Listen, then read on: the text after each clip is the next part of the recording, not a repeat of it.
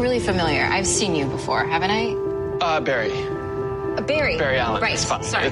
Some people are just meant to be in your life. So what am I gonna do with you? Well, I can think of a few things. Might need a stretch first, though.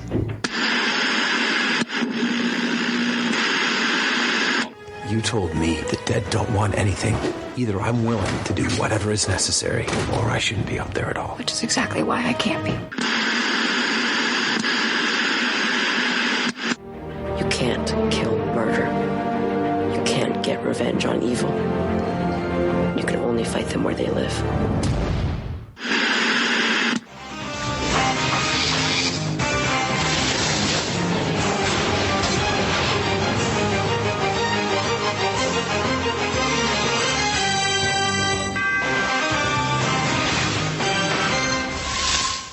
X-Men. Yeah. Hey, everybody. Very nice. Charles here with Karen, Hello. of course. Welcome back to the Phantom Zone, episode 83 for the week ending November 19th, 2016. Almost at the end of 2016, and won't we be glad to get rid of it? Yes. Yes? Like way glad to get rid of it. Because you didn't sound very enthused there. I'm really glad to get rid of 2016. I'm kind of ready to get rid of it too, especially after this past week. I had a pretty rough week this week. Yeah. Pretty bad. So I'm struggling to get through this, but we'll get through this. Yeah, twofers. Your twofers hurts. Yeah. I got double punched. Yeah. Your car. I got punched in the jaw, and then I got punched in the gut. So your car and your twofers. yeah. So shakes fist at the universe. That's right. This is like the worst year ever. Isn't it? I thought last year was bad, but this year is like... This month especially has been bad. Mm-hmm. November, I'll be really glad. Hopefully December's a lot better than November. Let's just put it that way. I'm knocking on my desk. Please don't even. Yeah. Here's hoping. Yeah. All right, so let's get going. Lots of shows. This is our last big week before Thanksgiving week, where we only have 6 shows next week. Right. What are we going to miss next week? Next week next episode we're gonna miss The Flash and Legends of Tomorrow. I'm sorry, no, Arrow and Legends of Tomorrow. Yeah? No Arrow and Legends of Tomorrow next week? No Arrow, no Legends of Tomorrow. Okay. But that's because everybody's got to line up for the big CW crossover invasion thing here in a couple weeks. Right. So, with that in mind, we got 8 episodes this week. Mm-hmm. We've got The Walking Dead, episode 4. Supergirl, episode 6, Gotham, episode 9, Lucifer, episode 8, The Flash, episode 6, Arrow, episode 7, Legends of Tomorrow, episode 6, and last but not least, Luke Cage, episode 7. Yay! So, lots to cover. Yep. Let's jump right in, yeah? Hopefully we won't have to split this up, but we'll find out. That's right. Let's find out together. If we do, we do. If you guys see that there's 2 episodes, then you'll know we had to split it up. Yeah, hopefully we didn't freak everybody out with that whole splitting of the episode thing. Well, some people like us to run that whole 3 hours right in one shot. But I have to say we got a lot of downloads. We did? Yeah, we did. Okay. How do you track that, by the way? It was in iTunes. Oh, okay. Oh, I see. It showed. Well, cheers for that. Showed a lot of downloads. So hopefully if we do split this up, hopefully we get some more downloads, which means hopefully, hey, more attention, right? That's right. So let's hope there's some plus out of that. That's right. With all this content. And, just think of all the extra content. If people want to listen to the whole thing straight through, these come out rather close together. So Right. And you could just set them up, queue them up back to back. That's right. And it's pretty seamless, Same thing. Right? Yeah. Same thing. Okay, so let's dive right in. The Walking Dead, episode 4 of the 7th season, Service. Mm-hmm. Written by Corey Reed, directed by David Boyd. And what is our A, B, and C tonight, Karen? I have steel reeling, and I almost wrote reeling in the ears, but that didn't make sense. So. Well, it sounds kind of good, but. Yeah. Beast or kill the girl and make her. How about really reeling in the fears? Oh yeah, reeling in the fears. That would have been good. Yeah. Like that. B-story, kill the girl and make her cry. Of course, instead of kiss the girl and make her cry. Right. And C-story, the kids are all right tonight. And broken men. Okay. So, Steel Reelin'. That would just be an overall sort of gathering together sort of thing. Yeah, so this basically is Negan's little visit, his little pop quiz. Right. He shows up early and they're just not ready and... Yeah, shows up at Alexandria. Like they're still obviously reeling. It's the reeling part. Exactly. After the death of Abraham and Glenn. And so back at Alexandria, the Negan and the Saviors just show up, like you said, days ahead of schedule. And they're looking to take some stuff. That's right. So basically they're like Negan shows up going, little pig, let me in. Like not by the hair of your chinny chin chin. Like the total troll he is. Yeah, big time. Now, one thing I want to say right up front is how genius is it that... okay, I can't remember his name. The preacher guy. Oh, Father Gabriel. Yeah, that Father Gabriel dug a grave for Maggie. Mm-hmm. So that he wouldn't be worried about her. So they wouldn't look for her. Right? Well, that's actually smart. That's what I said. How brilliant is it? Yeah. So Father Gabriel, despite being creepy, and I like that Negan calls out Father Gabriel's creepiness. He's like, where did you come from? You are especially creepy. Yeah. Something like that. It was. Yeah. So I'm glad you're a sneaky one or something like that. Yeah. But so that was fun. But yeah, Gabriel seems to be stepping up his game a little bit. Mm-hmm. And so hopefully he's finally on board. Right. And they're hiding Judith pretty well. Yeah, thankfully. Mm-hmm. Because that Judith is the last person that Negan needs to get his hands on. Right. So got to protect her at all costs. Mm-hmm. All right. So so Negan's goons, like the Saviors, they come in, they start going through everybody's houses, taking stuff. They take a good chunk of their furniture, their medicine, and thanks to Carl, all the guns. Yeah. Although I think they were going to take the guns anyway. I think Carl was just an excuse. Yeah. As a side note, the kids are all right tonight. Mm-hmm. That's Carl, obviously, that Carl kind of stood up for the medicine. And I don't want to spoil anything. But in the comics... That's what we do here. Okay. In the comics, Negan takes a bit of a shine to Carl. Yes. So it seemed to be headed in that direction in this episode, at least a little bit. I'm still kind of waiting for this one moment where Negan asks Carl about his eye socket.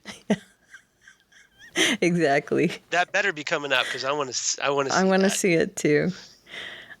So there's that. And then, of course, what's her name? The chick who we thought might be a wolf.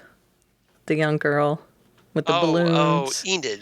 Thank you, Enid. I'm so bad with names. Please, guys. That's okay. That's why you got me here, right? Yeah. So Enid has her balloons, and that guy is really creepy to her as well, like strokes her face and everything. But he ends up leaving her alone and giving her the balloons back. So... those two... All the Saviors are especially creepy. Very creepy. Especially Dwight. With Rosita. That whole business. Yeah. Looking in the side of the car. Where's the motorcycle? He so wants to be Daryl so bad. Yes. He hates it. He wants to be Daryl 100%. 100%.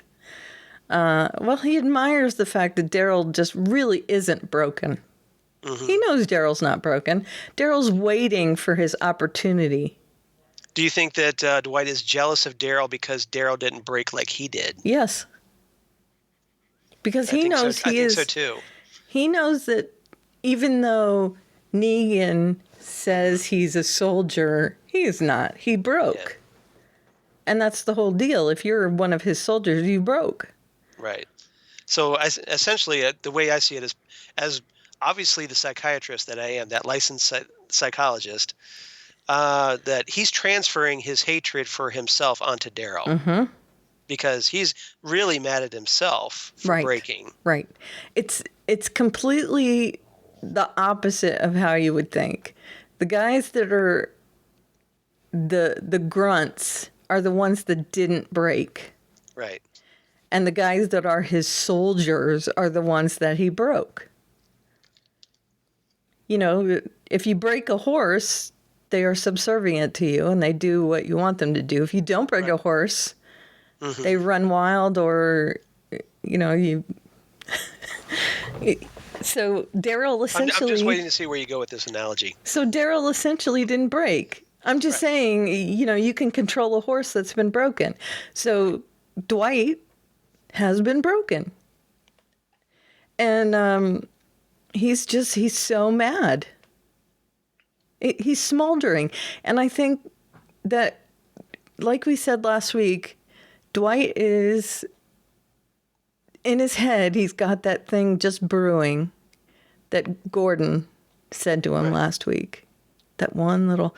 There's a There's exactly. A ton of us, and there's only one of him. Yeah, why don't we stand up to him? Right. And at some point... like, why is he in charge? Right. At some point, when our guys, who we know want to fight, at some point they're going to try and fight back. Yeah. He's going to see that, and he's going to say, okay, fine. I'll either stand up or I'll die, because it's going to be that turning point. If you've got a group of this many alphas, you have to think somebody's going to take a run. Right. Negan probably knows that, I would think. So he probably tries to head off. See, he has a weakness, and his weakness is his ego. His arrogance, yeah. Yeah. And once he has you working for him, he thinks that you're working for him, and you will never fight back. Right. Once he figures he broke you, that's it. Yeah. I think you're right. Yep. But he underestimates them. He doesn't know what they've been through. He doesn't understand that they've been through the governor and the prison and Terminus. Right. The cannibals and the farm, and he doesn't understand that they've been through all this other stuff. Yeah. So yeah, he just doesn't get it. He doesn't know the history. Right? Yeah. So a lot of people are obviously pissed off at Rick in this episode.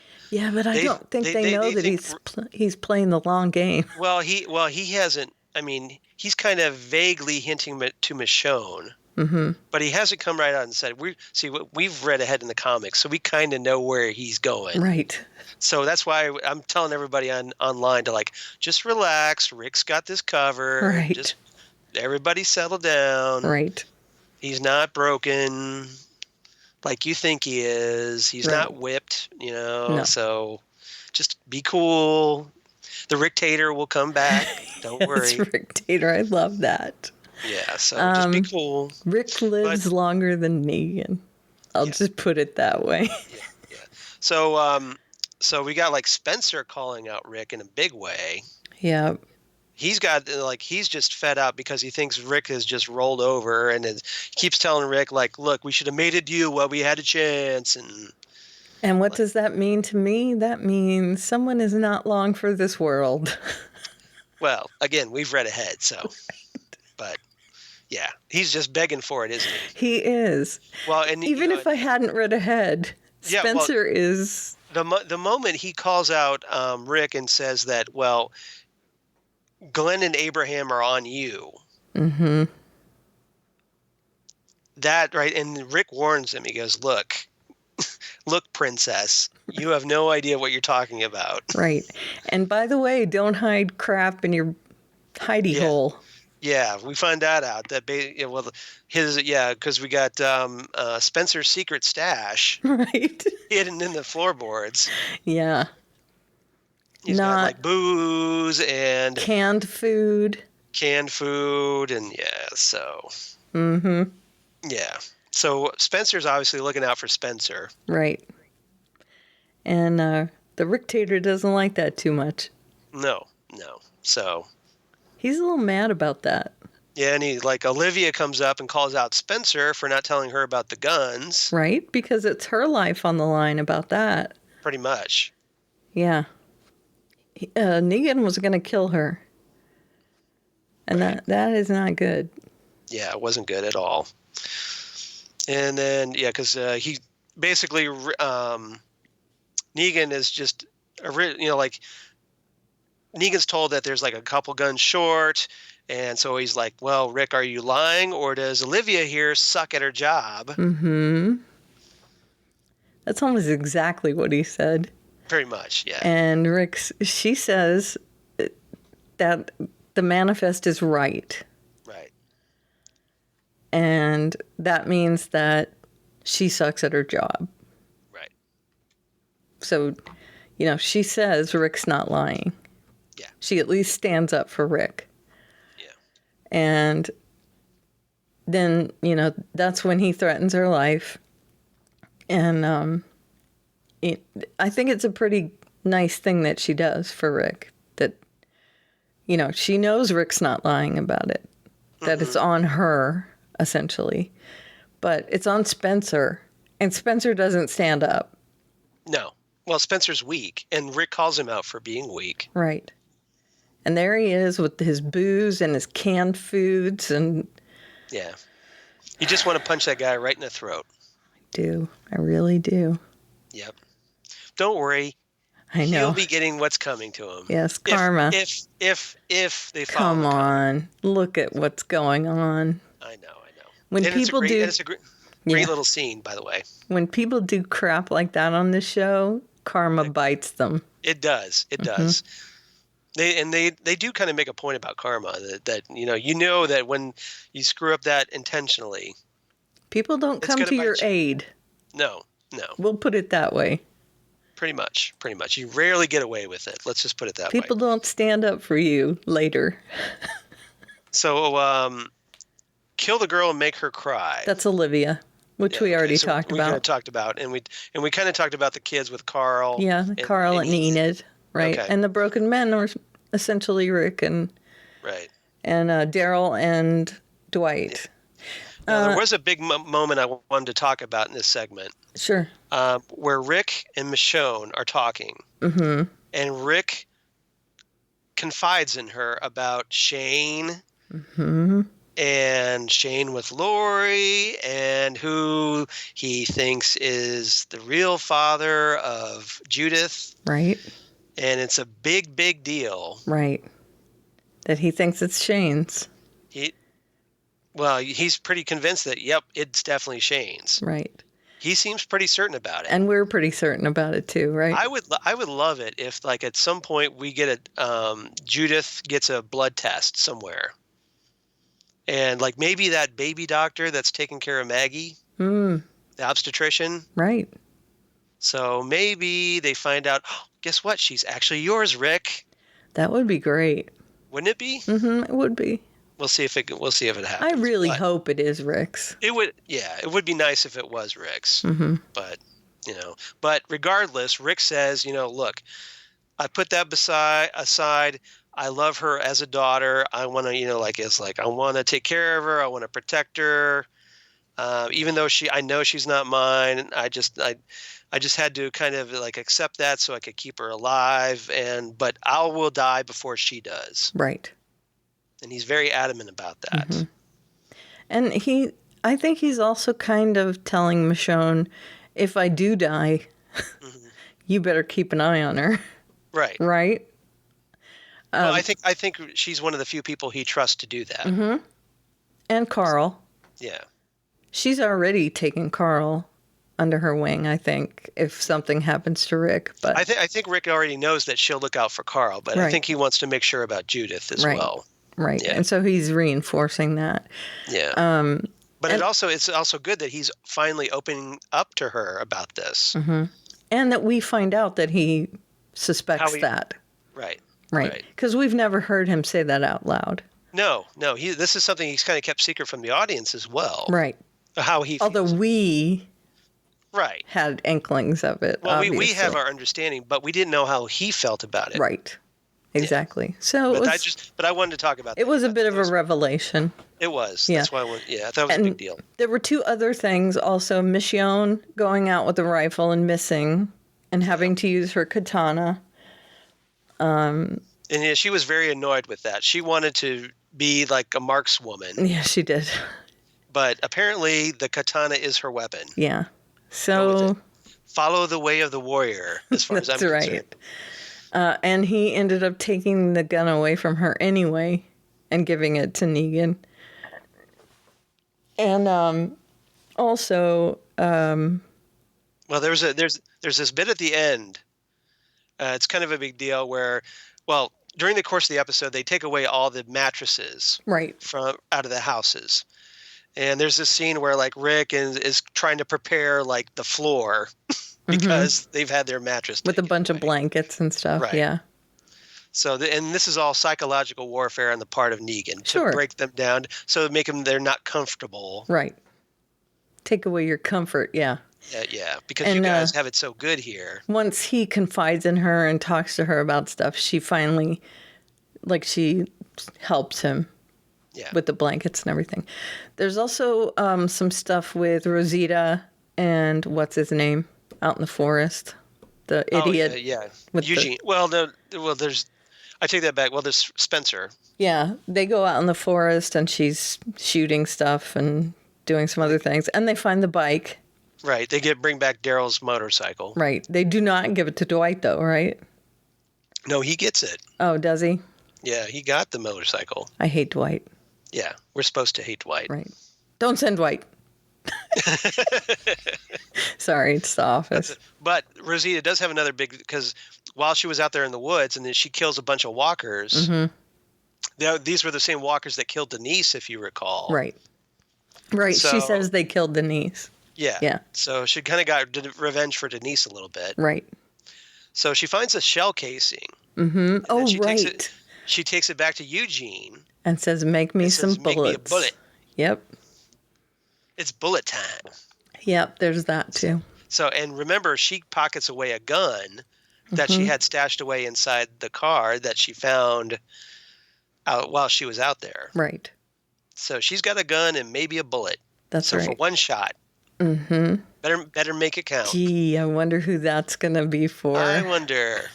And then there was a bit at the end where Michonne goes out and finds that the mattresses were not taken back to Negan's compound, but were left by the side of the road and set on fire. Right.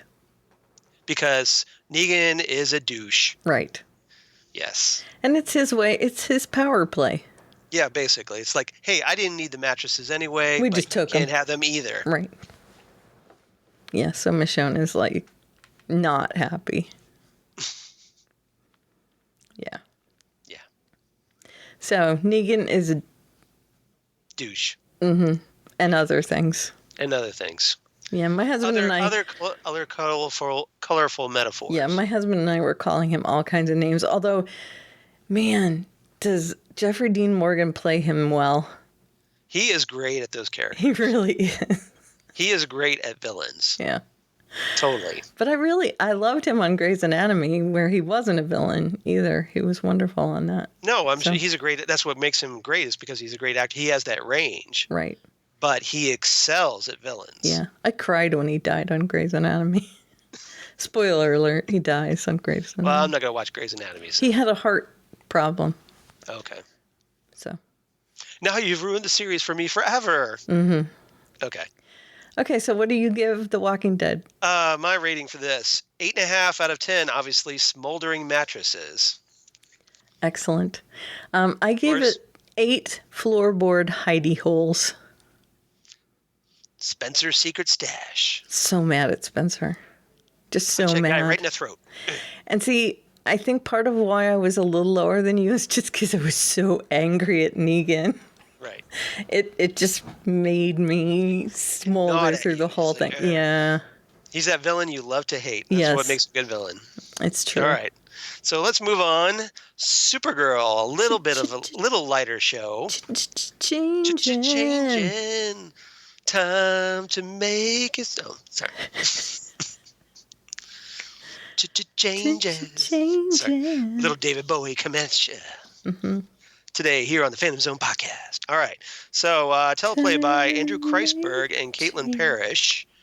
Directed by Larry Teng. Correct. And what's our A, B, and C? Larry Teng is very, very talented, by the way. You should look him up on IMDb. He's won a ton of awards. I'm sure he has. A, B, and C. A, they got pills for that. Yes. The worm thing. Oh, okay. Got it. Like deworming. B story, she's just not that into you. Someone got turned down this week. Yeah. C story, we don't need another hero. We don't need another hero. Exactly. Lying like a lead weight. Because someone is lying. And is wearing lead. And thanks for your donation. Okay. Blood donation. Oh, I see what you did there. Well played. Thank you.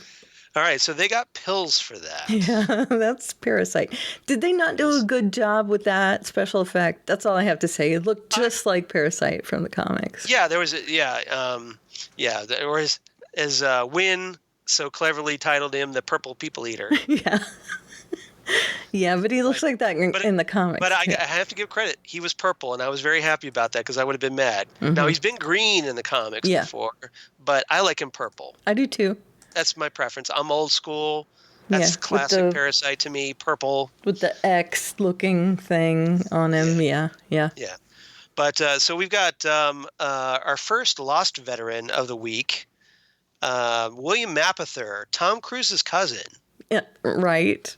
Right? Bizarro Tom Cruise. Yeah. So he plays Dr. Rudy Jones, a.k.a. the Parasite. Dr. Jones. No time for love, Dr. Jones. I was very distracted by the Dr. Jones thing. A lot of people were. A lot of people were that Dr. Jones. You kept picturing Short Round in the background, just like Dr. Jones. I kept waiting for somebody like you call him Dr. Jones. Right. You call him Dr. Jones. I love Short Round. Me too. That movie was fantastic. Indiana Jones and Temple of Doom. Yeah. So. All right. That's a tie for me, the first two movies. Raiders is my all-time number one for those. And then I would go Last Crusade, then Temple of Doom, Really? and then way down at the bottom, Kingdom of the Crystal Skull. That doesn't exist, that movie.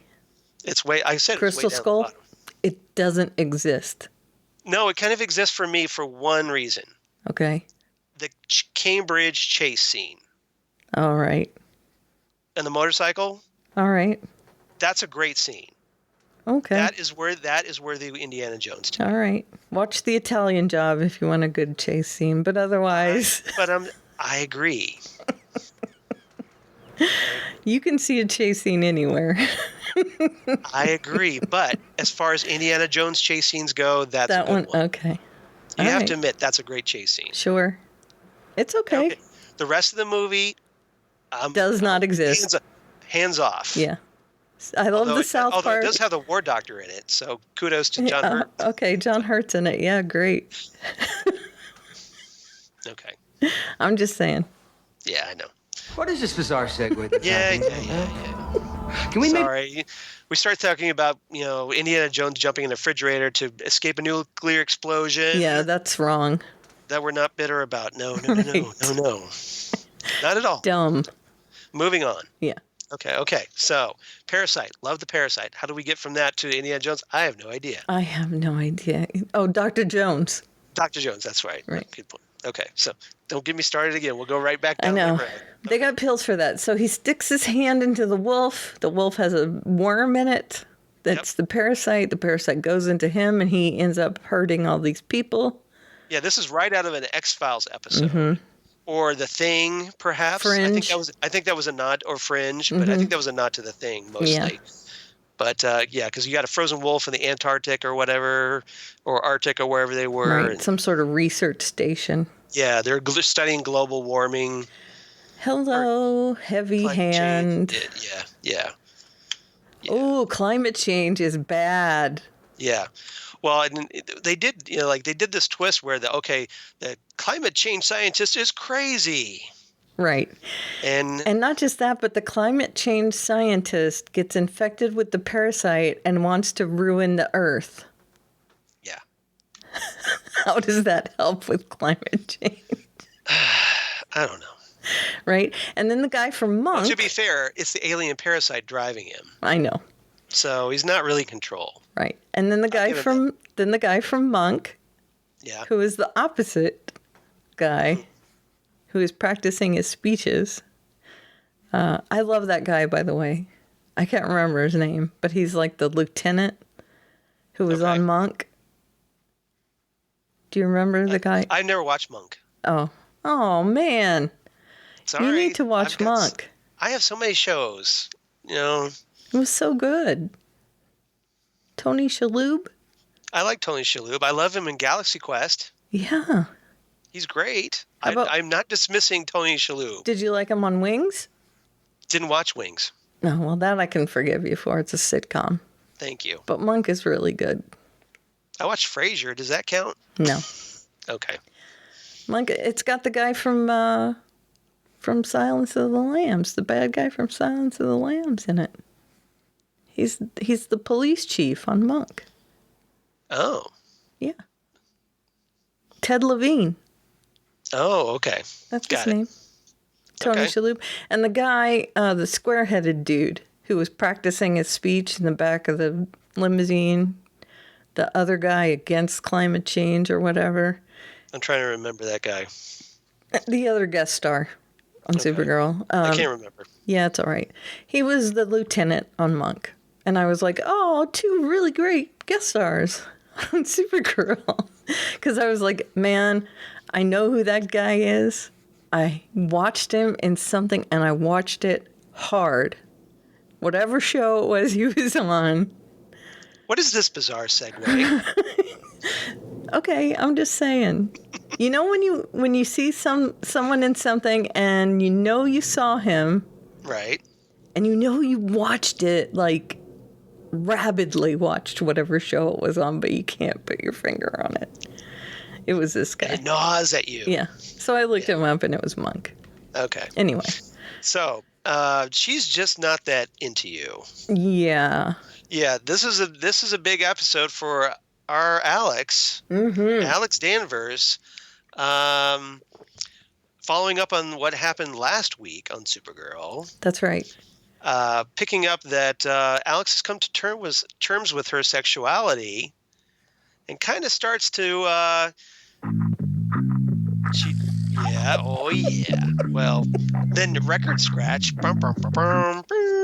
because she goes to talk to Maggie Sawyer. Yes. Well, no, first she goes and Maggie is saying that, I'll be here for you when you come out to your family. Right. And we'll have a drink. And, Well, and then first she talks about Takara. She has to. Right. She comes out to Kara first. Right. And I have to say, Maggie, come on. Yeah. You let her on a little bit. Right? Just a little bit. Kind of, yeah. I think it's partially on Maggie. She flirted with her. A tiny bit.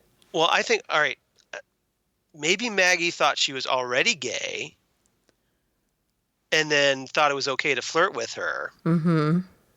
But then, she does try to say, look, you're in a different place than where I am. Right. But she does kind of lead her on a little bit. Even in this one, though, she's like, hey, come back and we'll have a drink. Yeah. And I'm thinking, for someone who is just coming out, that's confusing. It was kind of confusing. Right.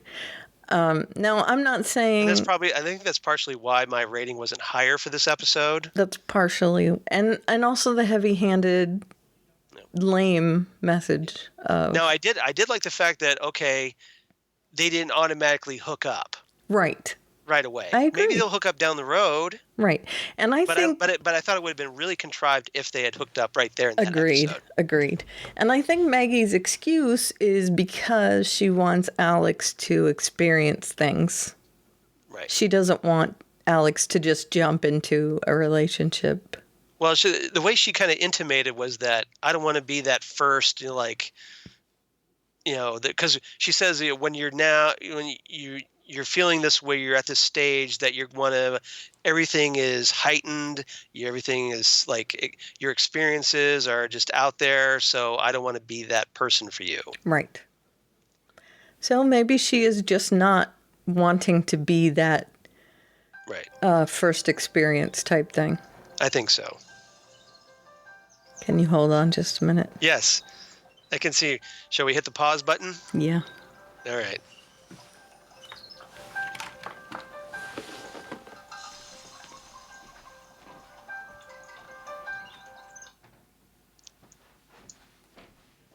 We don't have a pause button. I Spoilers. do not know We don't have a pause button. why that was set. I had nothing going last week. Yes. So I don't know why that alarm was set. That's okay. I was just letting everybody know that we don't have a pause button. Yeah. Oh, yeah. We have an on and off button. Right. All right. At least I don't. I'm all good. Yeah. All right. I just realized that. So everybody got to listen to the adventures of Karen checking her phone. It was the alarm. Oh, the alarm. I'm sorry. The alarm. Okay. Well, I hope everybody enjoyed that. Yes.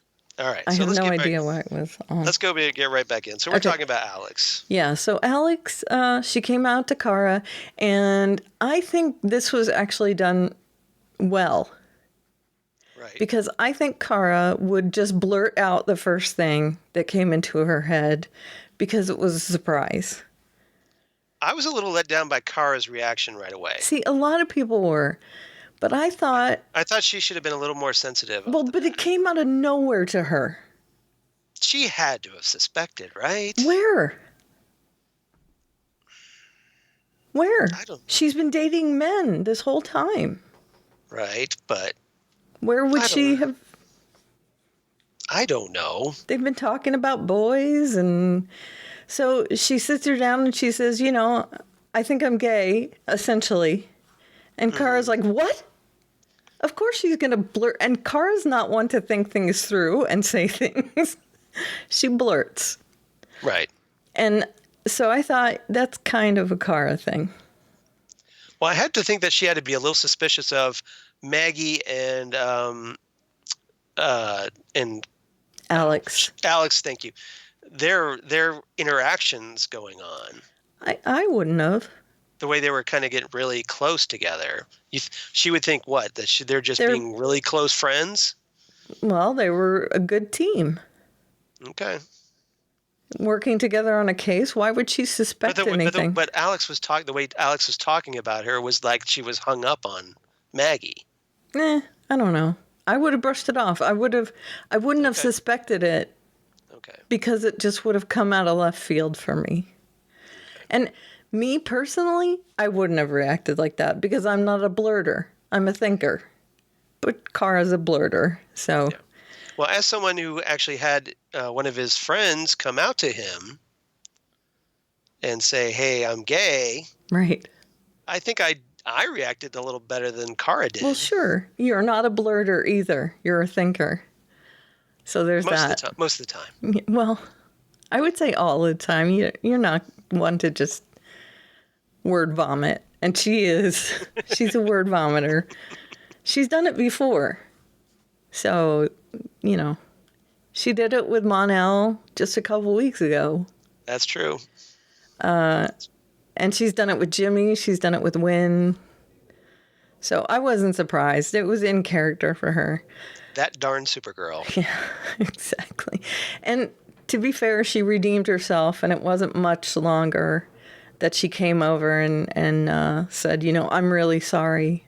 I shouldn't have reacted like that. And yeah, I understand. At least she was there for when Alex came back after being shot down by Maggie to kind of pick up the pieces a little bit. Exactly. So she was supportive. Right. And you knew she was going to be supportive. Right, but it was good that we saw that. Right. Yeah. So there's that. And it was sad that she got shot down by Maggie. But again, I have a feeling it's not going to be a permanent thing. I don't think so. I think they're going to get together because there's a lot of chemistry there. Yeah.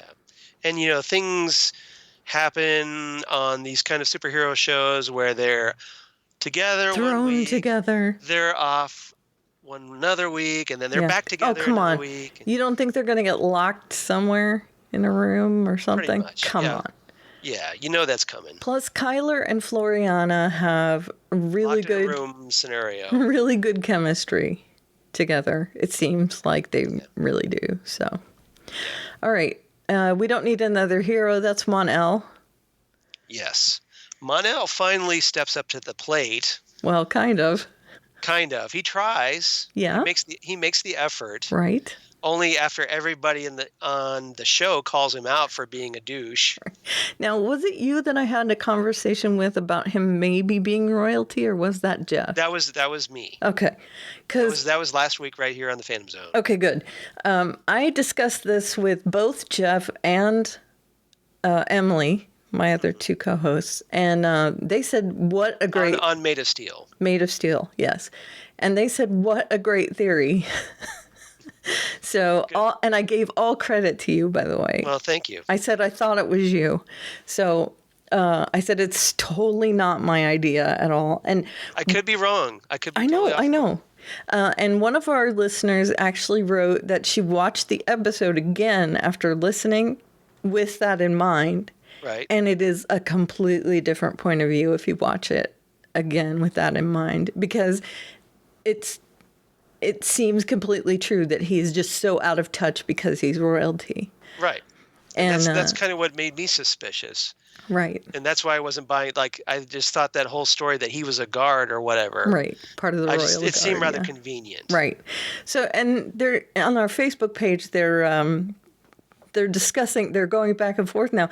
So your theory is being bantered about on our Facebook page.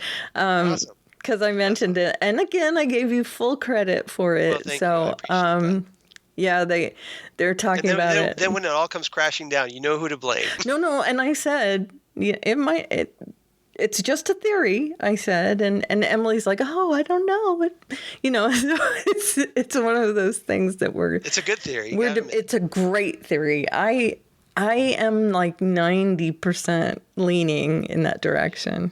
There's that theory, and then there's my Flash theory, which we'll talk about later. Okay, I can't wait for that one. We've talked about before. Okay. So on who? Yeah. Okay. Yeah. You kind of know what I'm talking about. Yeah, I do. But I think we got more evidence for this this week. So, Mon-El. Yes, Mon-El. Mon-El. He becomes this like an enforcer. Yeah, he's essentially an alien mob enforcer. Right. Going around like trying to get people to cough up money and whatnot. Now, this also makes sense to me because... And he corners this alien named Brian. Right. Brian. Because I love the part where they say, just run along, Brian. Run along, Brian. Run along. This makes sense to me, too, in that he would want to be a bad boy. Right. Right? That this would be something that he'd be like, oh, what a great fantasy to be something completely different from what I was. Well, then also he's got these powers. He doesn't want to go with a menial job like Kara wants him to do. Right. Like she does. Right. He doesn't want to be Kara. He wants to be like a player. Right. And make money easily. Right. It's like, what's the easiest way for me to make money using my powers? And on the down low. He's used to being on the down low. Yeah. Yeah. And he's going to the alien bar and he's flirting with alien chicks and right. Drinking a lot. He's like, hey, baby. Right. And you notice he's not happy in this episode. He gets Kara drunk, which is a very funny scene. That was great. She was adorable. Adorable. So apparently Supergirl gets drunk easier than Barry Allen. Well, metabolism. The bartendress said that it was a high octane drink just for them. Okay. For their physiology. If you blinked, you missed it. Oh, I missed but that. She I said. must have blinked. She said, "Don't blink. Blink and you're dead." Right. She said something about it, that it was a special drink made just for them. People like them, quote unquote. Okay. Then lying like a lead weight, and again, lying on these shows always works out. Always. Yes. Does James not watch Arrow? Well, James wants to be Diggle, apparently. Right. Oh, his outfit's way better. Yes. Well, I don't know. Dignito's new helmet. His new helmet is great. Yes. But if you go with the fact that James has a shield, which is badass, by the way. Because it's collapsible. Right. Yeah. And his whole outfit. And it looks like the traditional Guardian shield, only not as gold, but right. It's the shape. Right. So and he's got a bike that matches. Yep. But sorry. That all-white uniform, I'm not really down with. I love it. I love it. You know what I'm going to do? I'm going to make a character in WoW, and I'm going to try and transmog some gear so that it looks like his gear. Are you going to call him Guardian? Maybe. There you go. I bet someone has it though. It'll have to be a paladin. You can call him Guardian Jimmy. we have motorcycles in the game too. So. Oh, that's cool. Mm-hmm. Excellent. Probably have to be Alliance. But yeah, so and I like that James and Wynn call themselves the Super Friends. Oh my God! Right? It's just a little geek thing. I played that like 5 times on Native Seal. The Hall of Justice. I played that all over the place. I said they made it Super Friends joke. I played that. Suckers for that. All over the place. Yeah, I loved it. Yeah. And then of course we had Lily and Luther. Right.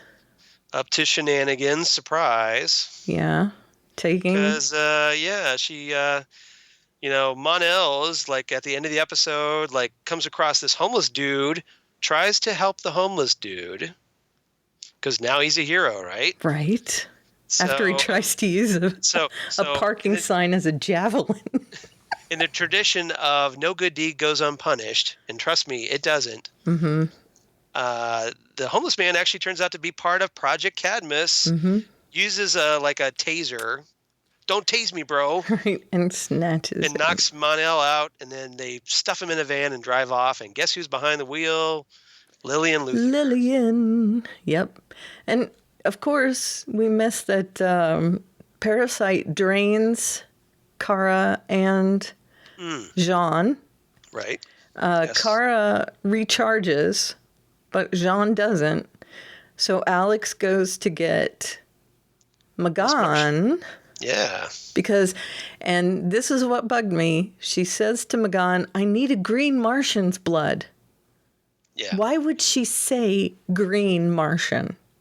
She would just say, I need your blood. I need Martian blood. Yeah. But she says, she specifies. She does know the difference. She's seen white Martians, right? Right. But why would she specify it to her? I need your blood. Because we have to be spell it out. It's for us, right? Yes. This is what I'm saying. We have to telegraph everything. Right. Because, of course, Megan is really a white Martian. Right. So poses as a green Martian. Right. There's a transfer there. We get to hear some Martian language, which is awesome, I thought. Yeah, that was cool. Where she says, I'm sorry to him while he's out. And I think she was apologizing for giving him white Martian blood. Yeah, I'm quite sure that's what it was. And then at the end of the episode, he's got a bit of a shaky. He's a little shaky. So a little reaction, or whether touching the blood. Yeah, so I'm sure that will have nasty after effects, and we will find out that next time. That's right. That's right. All right, so what's your rating for this? I wasn't a fan. There were some really good parts, but there were also some kind of bad parts. I'm right there with you. It was a little ham-handed with the message of, hey, global warming. Yeah, among other things. Yeah. So, and also the suit's lined with lead, so Kara can't see through it, the Guardian outfit. Right.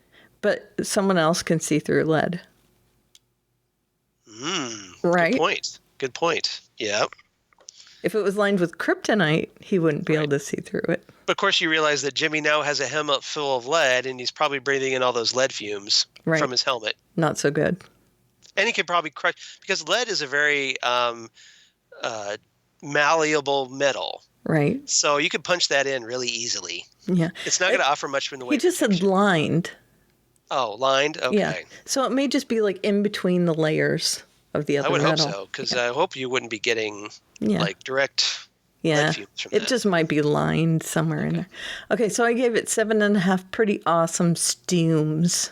Steams? Costumes. Like costumes? Yeah. They say that on Brooklyn Nine-Nine. Oh, okay. Steams. I was trying to figure out where you got the reference. Oh.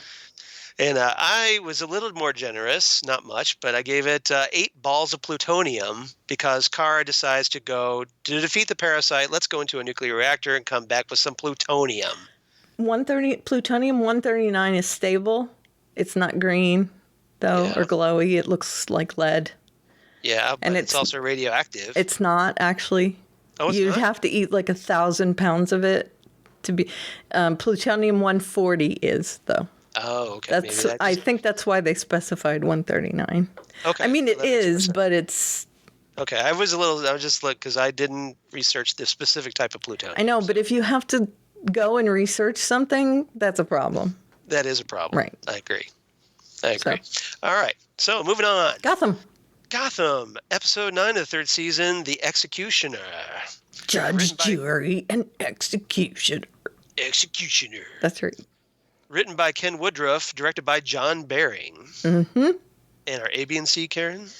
Is that RoboCop? No, not that one. I am the law. RoboCop, dance till you drop, do the RoboCop. I like it. I'm just saying they were a little over. That's an actual song, by the way. I know. I've heard it. I've got it on my MP3 player. Do you really? By the Sleaze Brothers. Oh my God. They were a little overt in their movie reference. That's all I'm saying. Yeah. I am the law. And the law. Yeah. Yeah, a little Judge Dredd there for you. Right. B story, pardon his French, which would be the Poison Ivy storyline. Pardon my French, but you're an... Oh, sorry. But you're an a-hole. You're an a-hole. Right. Yeah. C story, hold on.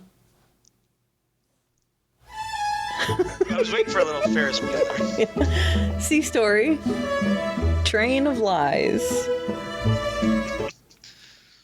This is Abe Froman, Sausage King of Chicago. Sausage King of Chicago. Train of lies instead of chain of lies. Yep. Train of lies. That's right. So, A story, is that RoboCop? No, not that one.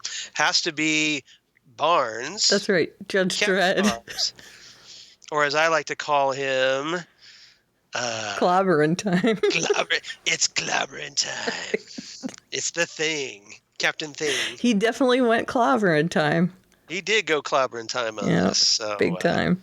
So, I mean, you don't get that actor for, Chiklis for, a reason. Just saying. Right. Chiklis does tend to do that. If you watched him on American Horror Story, he did that there too. Yeah. I have to say... Freak Show, American Horror Story, Freak Show. One of my favorite parts of this season has been Michael Chiklis. Yeah. Well, he's always fun to watch. He's so good. Yeah. And he does kind of step his game up here because we have Barnes, who's obviously succumbing from the effects of the blood, which has corrupted the Alice's virus blood, which is making him cuckoo for Cocoa Puffs. He's kind of succumbing to this whole vigilante persona. He's basically kidnapping criminals. He starts off the episode where he's got a secret room and he's got a bunch of 3 criminals strung up on ropes and then kicks out the chairs beneath them. So they end up hanging. Yeah. But Gordon gets suspicious of what Barnes is up to. And Barnes kind of figures out that Gordon's kind of onto him and starts, hey, why don't we take a little drive together? Yeah. And so they take a little drive. And Well, they come across a lead. yes, a lead. But, oh, and by the way, we're going to stop at a different address than the one I told you about. Right. Told you about clearly while I Yes. opened up the back so that you could call your partner and tell him that address. Right, exactly. So we're going to go visit this guy named Sugar. Right. And Sugar, despite Sugar claiming that, he didn't commit the crime that Barnes accused him of, Barnes kills him anyway. Right. Blam. Blam. Sorry, he was a bad guy. I had to get rid of him. Pretty much. And then he proposes to Gordon that they work together to clean Gotham from criminals. That's right. We're both vigilantes, right? Right? Remember, you were just a bounty hunter like last week, right? Right. We can do this. Down with this. Gordon's like, no, I got my whole pompadour thing going again. So I'm not down with that. And he gives him a choice. Help me or not. Yeah, pretty much. So help me or stop breathing. Yeah, so the GCPD gets a notification that Gordon killed Sugar. Mm-hmm. So they try to pin this on Gordon, or at least Barnes does try to pin this on Gordon. They're ready to go after him, but then Bullock gets a call from Gordon, and Gordon's like, dude, I didn't do this. Right. You totally got to back me up. So then Bullock goes to Lee and says, okay, they're not going to listen to me, but if they listen to you, they'll believe you that Gordon's innocent. Right. And apparently that worked. Well, what she did is she said that Barnes was infected. Right. She came up with she faked a result. Right. To basically get everybody off Gordon's ass. Right. And onto Barnes. So it was directing them to the real actual thing that was happening. Right. Just had to manufacture a little evidence to make that happen. Right. Because he knew that's what was happening. Right. So they just had to make sure that they targeted the right person. They got there in the end. Right. We got to wrap this up in an hour, guys. Come on. Right. Come on, lie a little. We only got 42 minutes without commercials. Come on, let's go. Move it along. So the GCP shows up. They finally Barnes finally corners Gordon in a warehouse after going after him and trying to kill him. There's a fight, of course, and then Gordon shoots Barnes, who ends up getting arrested. Mm-hmm. You're under arrest. That's right. And I'm getting a promotion. And you notice they went through the same little thing in Arkham to show him. Yes. The ductwork, the same ductwork that we saw with the Riddler. Mm-hmm. As we kind of work our way through the ductwork to the end of the episode, and then you've got Barnes there facing away from the camera. Guilty. Yeah, he's going guilty. And then, of course, he flips around to face the camera and goes, guilty. Guilty. All crazy. It's clobbering time. Right. And his face is even doing the weird cracky thing. Yeah. Well, they had the lighting on him were all ominous and crazy and stuff. So, in shadow and stuff. All right. So, pardon his French. Yeah, that's Ivy and her boyfriend. Right. Yes. And then trying to figure out how to fix that. So Ivy, the now grown-up Ivy, is trying to make the most of her attributes. Yeah. By hooking up with this antiquities dealer, follows him to his house. You're saying it wrong. I'm saying it wrong? No, she said that, didn't she? When he said antiquities. Yeah, that's true. Aren't you saying that wrong? Yeah.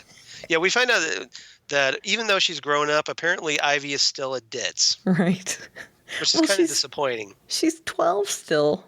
Or 13, whatever. Hopefully her brain develops more. I hope so. Yeah. It's not there yet. It's not quite there yet. No. Although she is getting pretty involved with her botany. Yes. Botanical chemistry. That's awesome. Yeah. So she uses this potion of her own design, made from plants, of course, basically hypnotizes him into opening up a vault, because apparently she didn't have the Mad Hatter nearby, so she had to hypnotize him a completely different way. Mm-hmm. And then she knocks him unconscious, and then steals this necklace. from Right. inside. Because it's green.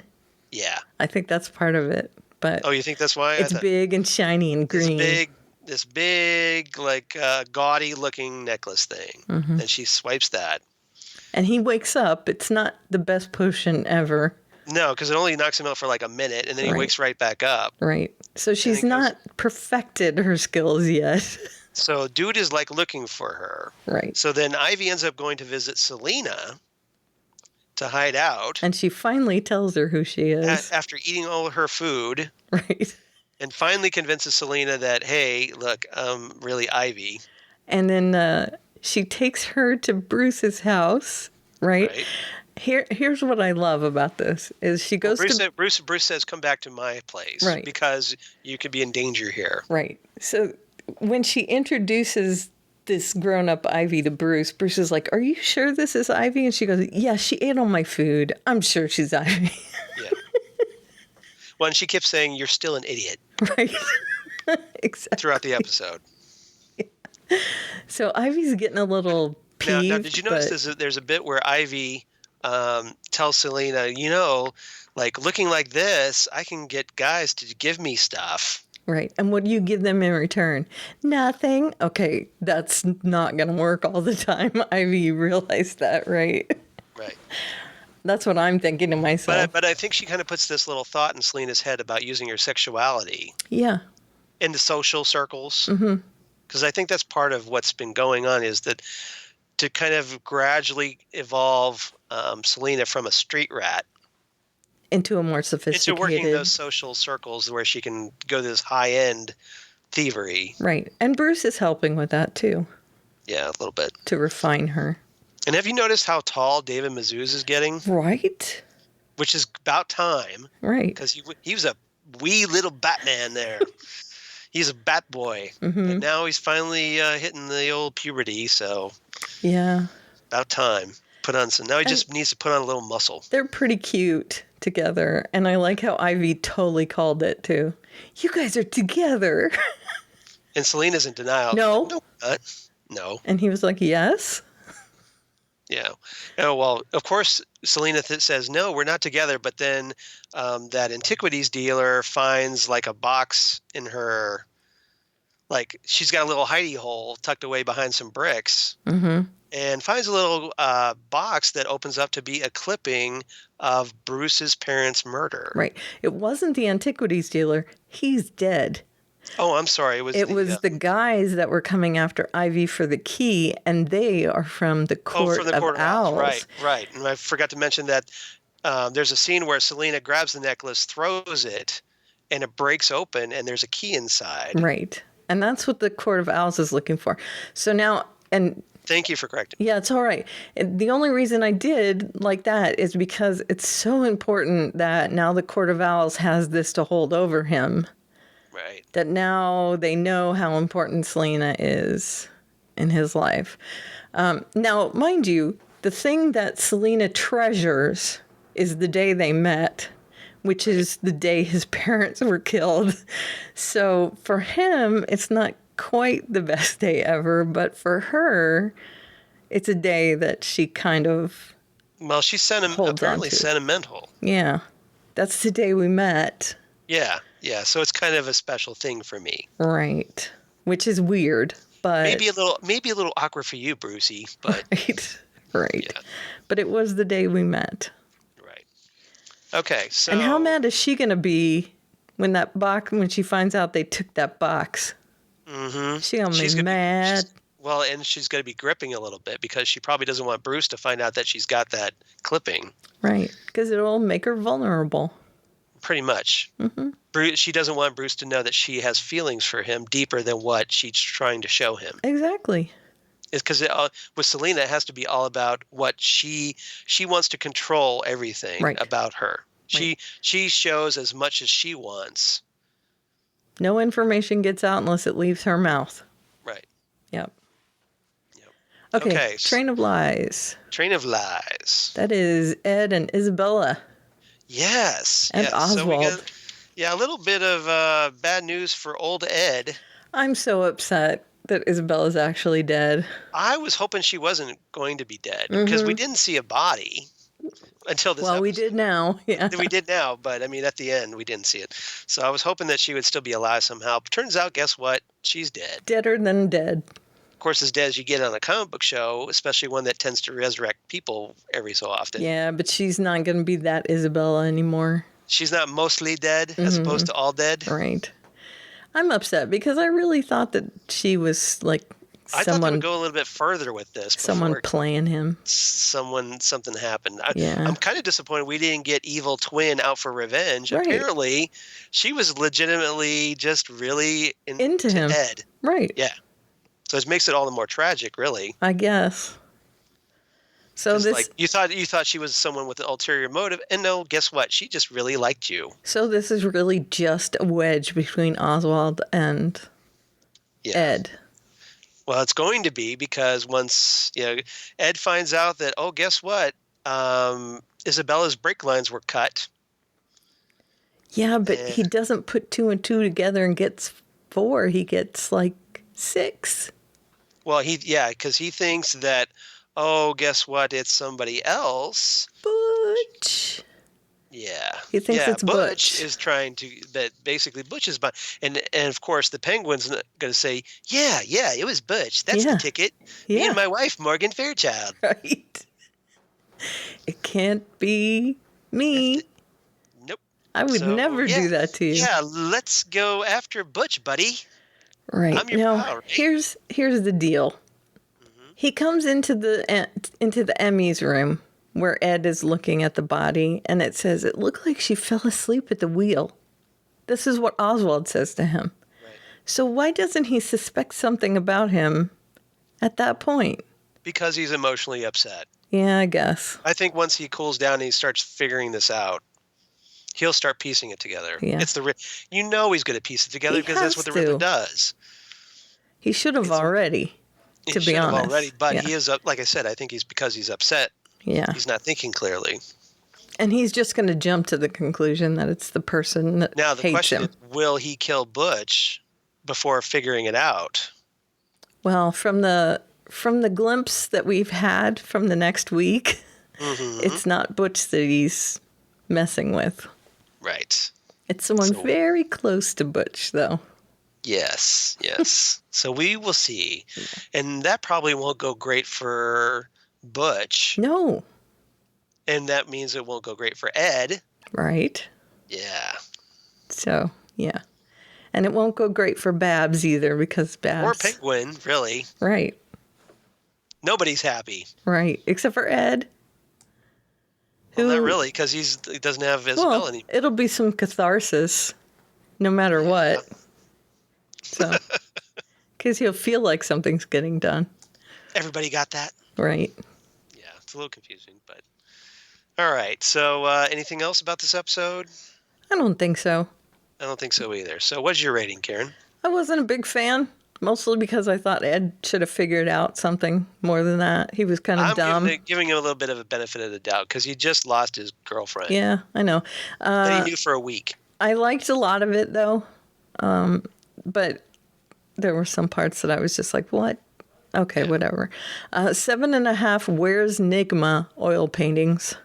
Okay. Because Oswald had him painted into the background of his painting. Yeah, and it's kind of funny because he's just kind of like hey, Leaning in, yeah. yeah, like he's what's that term where you photobombing? He's photobombing the yeah, painting. Exactly. He's painting bombing. I thought of it like a Where's Waldo kind of thing. Yeah. All right, I was a little more generous again on this one. I gave it 8 secret necklace keys. Very nice. So, all right. What do you think moving that on. key is for, by the way? Well, I think it's probably to a safety deposit box because it's usually a safety deposit box, Sure. right? Sure. Let's go with that. Okay. And there'll be some secret stuff to use against the Court of Owls, Mm. which is why they're so desperate to get it. That's my Okay. theory. Does that work? Yeah, sure.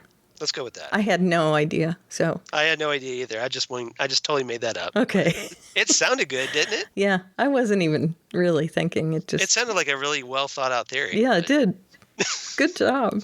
Thank you. You shouldn't have said See? anything. You see how easy that is? Yeah. All right. Lucifer.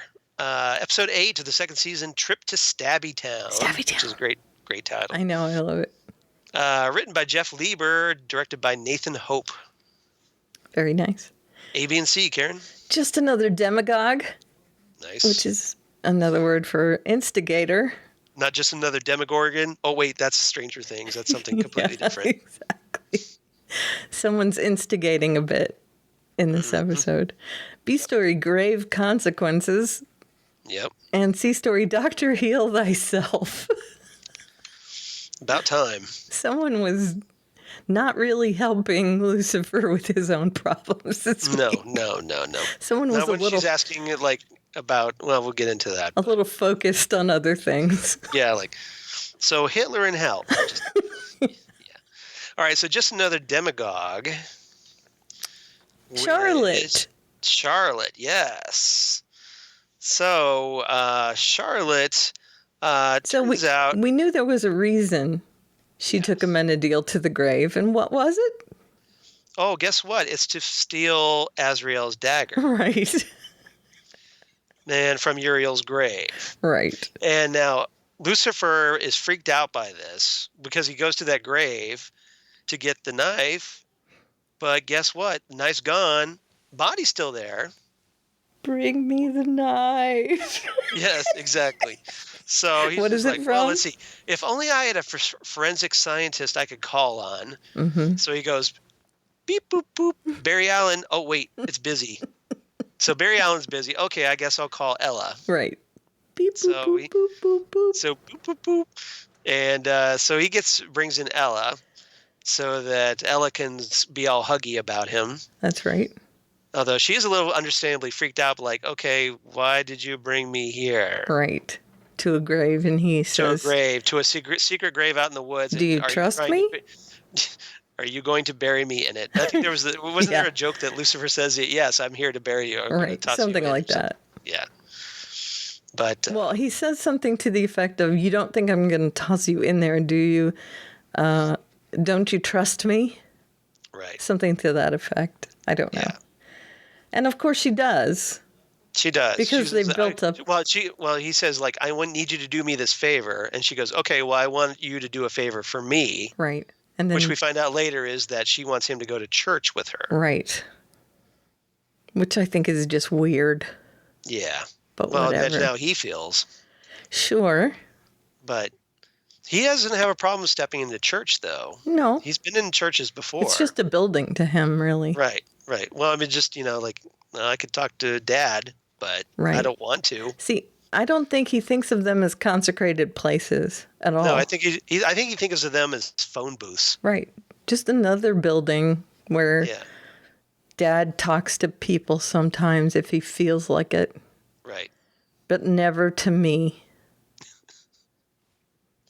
Aw. Well, I know. That's kind of his dealio, right? I know. Yeah. So anyway, all this leads back with the dagger, lest you think we forgot about that dagger.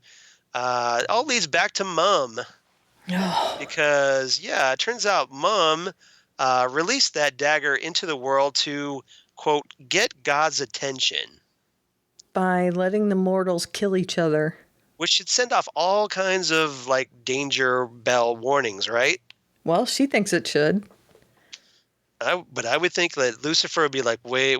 And you think Amenadiel would be not down with this, but apparently Amenadiel is now Team Mom. Right? So, because she's manipulated him rather easily. She's the worst. Yeah, well. She's just the worst. You got Trisha Helfer to play Mom. What did you expect? I know. You knew it was coming. Still. You knew it was coming in that episode where she's kind of looking all smirky at God. Yeah. Of like, course. Ha ha ha. Of course.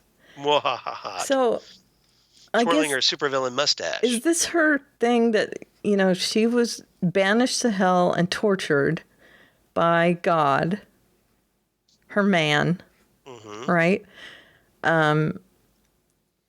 So she's trying to get his attention. Is this so? Hell hath no fury as a woman scorned. I mean, is that the whole deal? We don't know. She could be totally lying about that was her motivation. I know. She might have a totally different end game here. Yeah, I'm really confused by her. And she had no qualms about people killing each other. They're going to die anyway. She's just like, whatever. Right. Who cares if they wipe each other out? We can always make more. It's cool. Right. And Lucifer is just not down with it. Well, for one thing, because he feels responsible that Uriel appeared at all with the dagger. Right. Well, he's still reeling from the fact that he killed his brother. Right. Apparently the first person he ever killed. Mm-hmm. And it was his brother. Right. So he's still reeling from that. And there's a conversation between Amenadiel and Mum where Amenadiel says that he wants things back in their proper place. Lucifer in hell and Mum in heaven. Right. But Mum says she wants her entire family back in heaven. Yeah. And Lucifer's not down with this, like you said. He's like, I despise living in hell. And he doesn't want to go to heaven. Worse. Right. And he's made a home on Earth.